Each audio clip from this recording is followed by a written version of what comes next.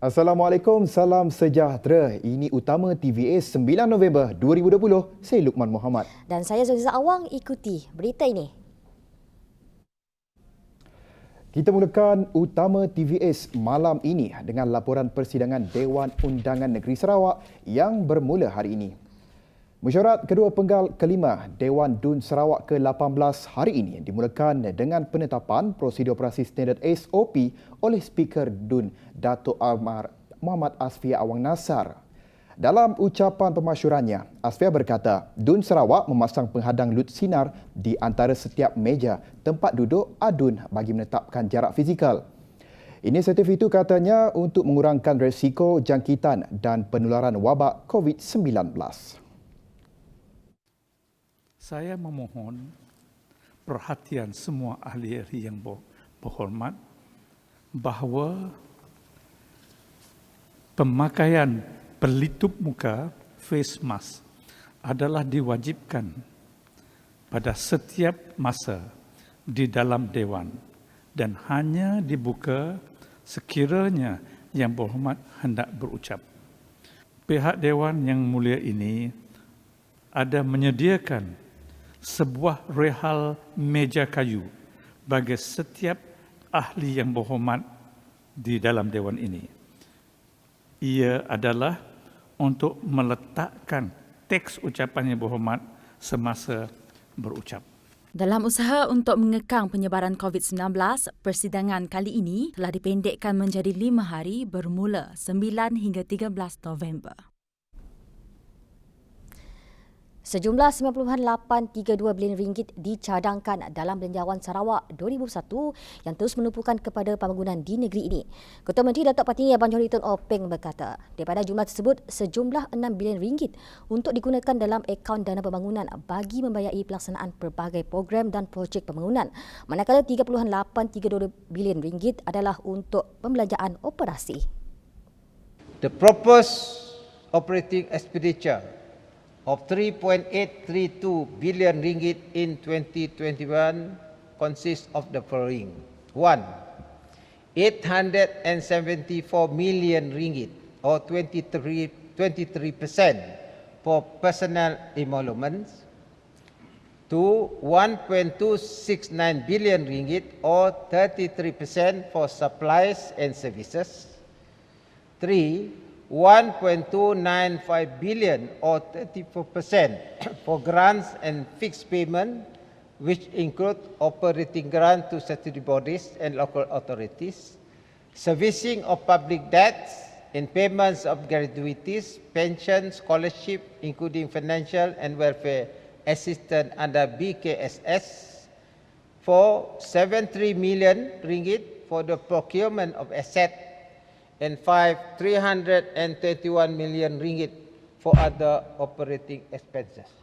Beliau berkata demikian ketika membentangkan Belanjawan 2021 Sarawak semasa persidangan Dewan Undangan Negeri Sarawak di Kuching pada Isnin. Bagi perbelanjaan pembangunan, Abang Johari berkata sejumlah RM6.304 bilion dicadangkan di bawah anggaran perbelanjaan pembangunan bagi membiayai pelbagai program dan projek.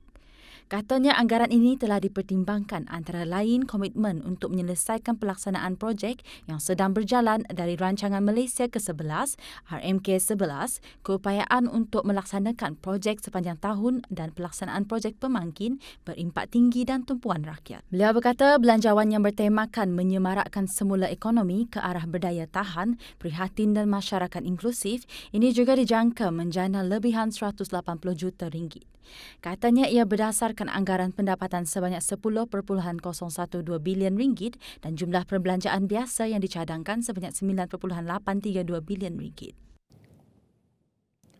Kerajaan Sarawak memperkenalkan skim bantuan sewa Sarawak untuk membantu kumpulan berpendapatan rendah. Ketua Menteri Datuk Patinggi Abang Johari Tun Openg berkata skim tersebut akan mengurangkan kos sara hidup dan mengurangkan kemiskinan bandar.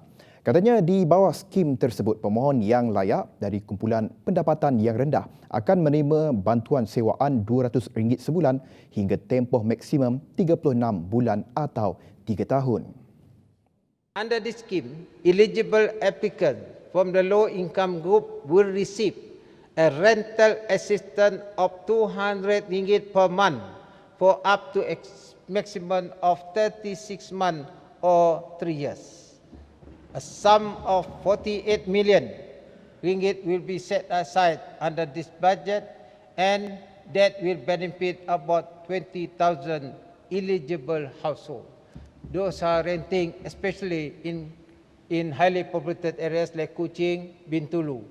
Dalam pada itu katanya, Kerajaan Sarawak komited dalam menyediakan penempatan dan meningkatkan kesejahteraan rakyat melalui rumah mampu milik dengan kemudahan yang baik. Abang Johari memberitahu sejumlah 93.047 juta ringgit diperuntukkan dalam bajet Sarawak 2021 untuk melaksanakan projek rumah mampu milik di Darul Hana dan Rumah Spektra Permata di Kuching, Sibu, Mukah dan Betong. Sementara itu katanya skim pembesaran kampung dan skim penempatan semula diperkenalkan untuk mengurangkan kesesakan di kampung sedia ada atau kampung tradisi dengan menyediakan lot kediaman yang telah dirancang untuk isi rumah berpendapatan rendah. Sementara itu, ini reaksi rakyat mengenai pengumuman tersebut. Baiklah, apa pendapat saudara tentang Sarawak Rental Assistance Scheme yang akan dimulakan pada tahun depan? Saya merasakan Sarawak Rental Assistance Scheme ni dapat membantu meringankan bebanlah kepada golongan isi rumah yang berpendapatan rendah, termasuk individu bujang yang berpendapatan rendah, kerana Kerajaan Negeri Sarawak dapat memberi bantuan iaitu RM200 kepada menyewa rumah ataupun tempat kediaman. Jadi sedikit sebanyak dapat memberi bantuan ataupun mengurangkan bebanan yang kita rasa setiap bulan tu kita mempunyai banyak benda yang kita nak bayar apa semua. Jadi melalui bantuan ini kita dapat menggunakan duit yang ada tu untuk keperluan lain. Okay, dalam pembentangan bajet Ketua Menteri sebentar tadi di mana Kerajaan Sarawak akan menyediakan inisiatif 200 sebulan bagi orang yang menyewa, khususnya golongan low income group, bujang maupun isi rumah. Jadi apa pendapat Encik sebagai seorang yang penyewa? Bagi saya ini adalah satu kaedah ataupun langkah Kerajaan Negeri Sarawak untuk rakyat B40, terutamanya dalam situasi sekarang kita menghadapi pandemik COVID-19, di mana saya rasa macam terutama bagi saya sendiri yang menghadapi masalah dari segi kewangan, especially terkesan dengan situasi sekarang. Jadi ini bagi saya sangat membantu lah. Mungkin untuk dalam 36 bulan untuk 3 tahun kan, untuk bantuan 200 per month. So bagi saya ini adalah satu langkah kerajaan yang baik, yang sangat-sangat membantu rakyat, terutamanya bagi yang sedang dalam proses macam yang. Dalam pada itu, Dewan Undangan Negeri Sarawak meluluskan rang undang-undang langkah-langkah sementara untuk mengurangkan impak penyakit coronavirus COVID-19. Rang undang-undang yang dibentangkan Timbalan Ketua Menteri Dato' Ahmad Douglas Unggah Embas itu diluluskan dengan suara terbanyak ahli Dewan selepas bacaan kali ketiga. Terdahulu, Akta COVID-19 telah diluluskan di Parlimen pada 22 Oktober lalu. Namun, akta itu hanya boleh diguna pakai ke atas sebahagian undang-undang persekutuan yang turut dikuasakan kepada kerajaan negeri. Justru kerajaan negeri mengambil pendekatan proaktif untuk memperkenalkan RUU sementara tersebut. The immediate objective of the bill is to modify the relevant provision in the ordinance referred to in the schedule and to assist those faced with difficulties in addressing the inability to perform contractual obligation and addressing the inability to perform statutory duties or obligation to conduct statutory meeting during the imposition of the Movement Control Order. RUU itu akan melengkapi serta memberi pelepasan sementara daripada tanggungjawab di bawah pelbagai ordinan negeri yang tidak dirangkumkan dalam Akta COVID-19 di peringkat persekutuan. Antara undang-undang negeri yang terkesan dan tidak merangkumi Akta COVID-19 ialah Ordinan Mahkamah Bumi Putra 1992, Ordinan Pihak Berkuasa Tempatan 1996, Ordinan Pembangunan Perumahan, Kawalan dan Pelesenan 2013 dan Kanun Tanah. Sekiranya pandemik COVID-19 berlanjutan, Ketua Menteri berhak mengambil langkah yang diperlukan untuk melanjutkan tempoh pelaksanaan RUU berkenaan.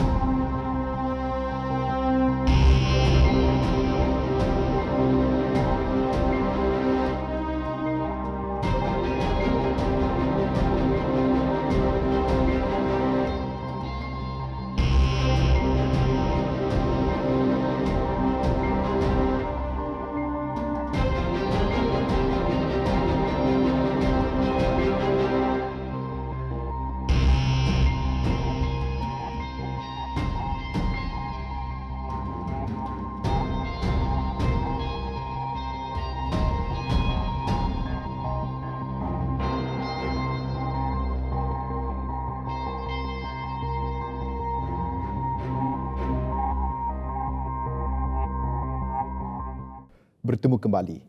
Belanjawan Negeri Sarawak 2021 menggambarkan sebuah bajet yang prihatin dan menyentuh secara mendalam kehidupan rakyat di pedalaman. Menteri Mudahal Ehwal Korporat dan Unit Komunikasi Awam UKAS Abdullah Saidul memberitahu 67% bersamaan dengan 4.251 bilion ringgit akan diperuntukkan untuk melaksanakan program dan projek di kawasan luar bandar. Tambahnya, bajet kali ini antara yang terbesar dibentangkan oleh mana-mana negeri dengan 67% diperuntukkan untuk perbelanjaan pembangunan. Beliau percaya lebih 2,000 nelayan di kawasan semop itu akan menerima manfaat tersebut dengan sebahagian bajet berjumlah 29 juta dan 60 juta ringgit disalurkan masing-masing kepada semua nelayan dan petani di seluruh negeri. Mewakili suara rakyat di kawasan luar bandar, perbelanjaan sebanyak 400 juta ringgit untuk program transformasi luar bandar RTP antara yang dinanti-nantikan. Ini amat penting bagi kawasan luar bandar kerana RTP ini melibatkan projek-projek small and medium size projek yang banyak di luar bandar yang sangat membantu kami wakil rakyat luar bandar. 400 million for RTP and also specifically untuk RGC, Rural Growth Center, yang hanya melibatkan 3 kawasan iaitu Opar, Bladin dan Semop, diberi pembelanjaan sebanyak 41.3 juta ringgit untuk infrastruktur di kawasan RGC. Strategi penyediaan semula hasil oleh Kerajaan Sarawak di bawah Gabungan Parti Sarawak GPS membolehkan anggaran pendapatan negeri ini mencecah 10.01 bilion ringgit bagi bajet negeri 2021. Menteri Perumahan dan Kerajaan Tempatan Profesor Datuk Seri Dr. Sim Hui Hian berkata ia merupakan kali kedua anggaran pendapatan negeri melebihi 10 bilion ringgit. This is the second time Sarawak budget is more than 10 billion revenue. And this is not only 10 billion the second time. If you look at before 2016, all our budget has been stagnant around 6 billion. Tambahnya, Sarawak berada pada landasan yang betul untuk terus menghasilkan semula pendapatan bagi belanjawan yang lebih besar bagi melaksanakan perancangan sendiri yang tidak lagi bergantung pada bajet negara. Part of it, and that's why by 2023 to 2025, Sarawak revenue should be probably another 5 billion from the 10 billion. And by then, almost of the infrastructure development project has finished. Then we will need to start looking at what are the things that we are going to do for Sarawak for the future, such as sovereign funds and so on. Dahulu, Sarawak telah menjana lebih RM3 bilion dari cukai jualan negeri SST hasil produk petroleum negeri itu. Kerajaan Sarawak telah mengenal pasti satu lagi produk berpotensi dari petatakan kerbau iaitu keju mozzarella berasaskan susu kerbau untuk dibangunkan di negeri ini. Menteri Muda Pertanian, Tanah Adat dan Pembangunan Wilayah Datuk Dr. Abdul Rahman Ismail berkata, kerajaan negeri sedang berusaha untuk mempelbagaikan produk berasaskan petatakan kerbau. Kata Abdul Rahman, sebuah syarikat tempatan daripada Lawas telah menunjukkan minat bagi menerajui pembangunan industri pembuatan keju tersebut. Untuk memastikan kelestarian industri hiliran kerbau, Jabatan Perkhidmatan Veterina Sarawak merancang untuk meningkatkan lagi populasi kerbau di bahagian utara Sarawak khususnya. Salah satu daripada inisiatif tersebut ialah untuk membangunkan lagi stesen kerbau meragang Lawas sebagai pusat penyelidikan dan pembiakan kerbau di dalam rancangan Malaysia ke-12. Stesen ini juga nanti akan dijadikan sebagai pusat pengumpulan, pemprosesan dan pembungkusan produk hiliran tersebut. Beliau berkata demikian sebagai menjawab soalan adun Batu Danau Paulus Gumbang mengenai rancangan kerajaan untuk mempelbagaikan pengeluaran produk lain menerusi penternakan kerbau pada persidangan Dewan Undangan Negeri DUN pada Isnin. Jabatan Kerja Raya JKR Sarawak akan menjalankan kajian mengenai cadangan jalan alternatif dari Jalan Kilang ke Jalan Janting di Sarike untuk mengatasi masalah kesesakan lalu lintas terutama pada waktu puncak. Kata Menteri Muda Infrastruktur dan Pembangunan Pelabuhan Datuk Julaihi Narawi, cadangan itu akan diusulkan kepada Kerajaan Sarawak untuk dipertimbangkan di bawah rancangan Malaysia ke-12. Of work for the proposed alternative road will be about 1 kilometer of U2 JKR standard of road, and the cost is estimated to be about 8 million. Beliau berkata demikian bagi menjawab soalan daripada Adun Meradong Datuk Ding Kuang Hiing dalam sesi soal-jawab persidangan Dewan Undangan Negeri pada Isnin. Perintah Kawalan Pergerakan PKP dipercayai telah menjejaskan semua lapisan masyarakat. Antara yang terkesan teruk adalah golongan gelandangan. Bagaimanapun, semasa tempoh PKP dari 18 Mac hingga 31 Mei lalu, seramai 145 golongan gelandangan di Sarawak berjaya ditempatkan di penempatan yang selamat. Kementerian Kebajikan, Kesejahteraan Komuniti, Wanita, Keluarga dan Pembangunan Kanak-kanak bersama rakan strategik semasa tempoh PKP telah melaksanakan pelbagai operasi bagi membantu golongan gelandangan. Menurut menterinya Datuk Seri Fatimah Abdullah, golongan tersebut bukan sahaja dipindahkan ke tempat yang selamat, malah bantuan keperluan seperti makanan, peralatan mandian dan sebagainya turut disediakan.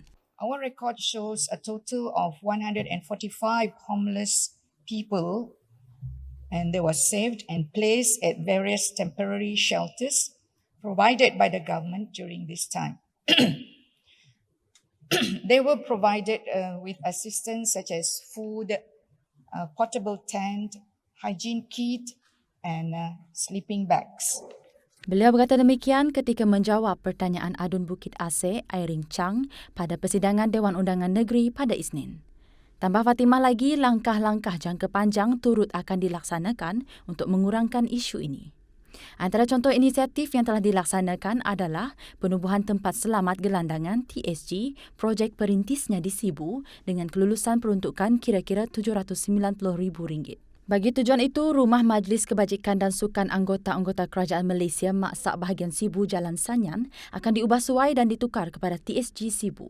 Antara fungsi TSG adalah sebagai transit sementara bagi gelandangan tidur dan makanan percuma pada waktu malam, menyediakan perkhidmatan pemeriksaan kesihatan mental, fizikal dan emosi termasuk ujian bagi penyalahgunaan dadah.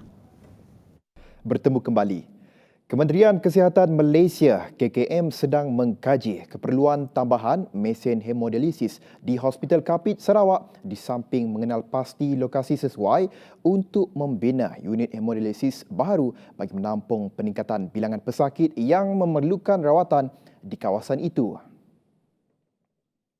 Menurut Timbalan Menteri Kesihatan Dato' Aaron Ego Dagang, sehingga kini terdapat 14 mesin di hospital berkenaan. Hemodialisis ini hemodialisis di Kapit tidak mempunyai ruang lebih lagi untuk menempatkan penambahan mesin hemodialisis baru, dan pada masa yang sama tiada ruang yang boleh dinaikkan taraf di Hospital Kapit untuk dijadikan ruang tambahan bagi rawatan hemodialisis.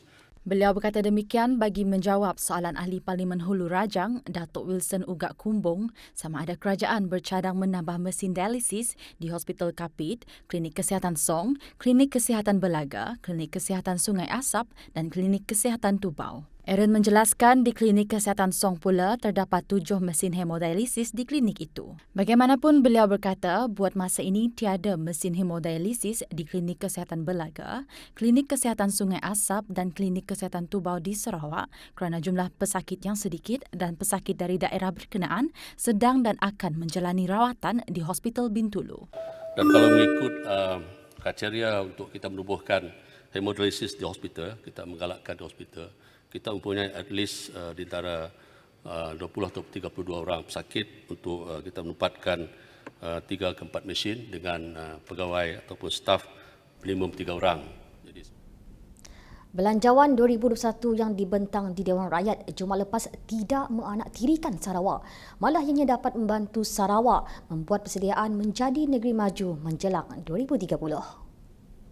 Menurut Ahli Parlimen Batang Lupar, Datuk Seri Rohani Abdul Karim, Sarawak turut memperoleh jumlah peruntukan yang besar yang tidak secara langsung seperti diumum Menteri Kewangan Tengku Datuk Seri Zafrul Tengku Abdul Aziz. Antaranya menurut Rohani, Sarawak mendapat semula peruntukan untuk penyukatan perimeter Tanah Hak Adat Bumi Putra NCR yang dihentikan dalam Belanjawan 2020 yang lalu.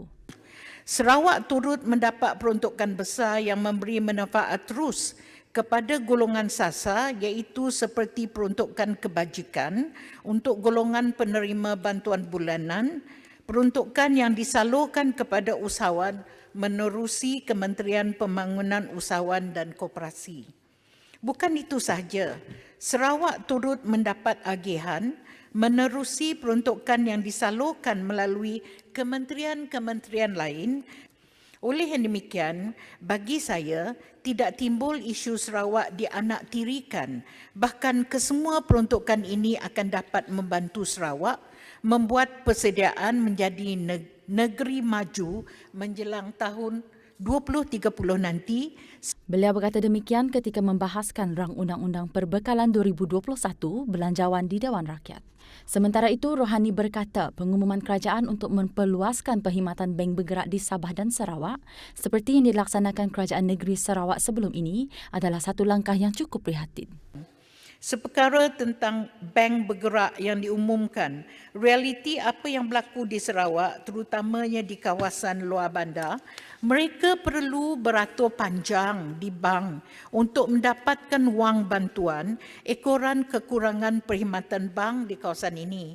Malah ada yang sanggup menunggu dan tidur di luar bank seawal jam 4 pagi bagi mengelak untuk beratur di barisan yang panjang. Sukan Malaysia Sukma dan Para Sukma 2020 Johor terpaksa dibatalkan berikutan situasi semasa COVID-19 di negara ini. Menteri Belia dan Sukan Datuk Seri Reza Marikan Naina Marikan berkata, keputusan itu diambil selepas sebulan suara menerima cadangan daripada Sekretariat Sukma Johor dan pihak kerajaan negeri. Menurut Rizal, keputusan itu turut dipengaruhi oleh kalender Tamasya Sukan Tempatan dan Antarabangsa pada 2021 yang terlalu rapat dengan beberapa tarikh penting. Bagaimanapun, kata Rizal, Johor tetap akan diberikan hak penganjuran untuk edisi 2022 kerana negeri itu bersedia hampir 99% dari segi perancangan, pengurusan teknikal dan kemudahan pertandingan. Mengulas lanjut, Rizal berkata jawatan kuasa teknikal temasya berkenaan akan meneliti dan mencadangkan semula perubahan-perubahan peraturan yang terlibat termasuk had umur dan kelayakan penyertaan permesyuarat akan datang. Ujar Rizal lagi, pembatalan awal dua temasya itu juga dapat mengurangkan kerugian yang dialami oleh pihak penganjur tak kala negara berdepan pandemik COVID-19. Baik, laporan itu tadi mengakhiri utama pada malam ini. Saya Luqman Muhammad. Dan saya Zuliza Awang. Salam hormat dan selamat malam.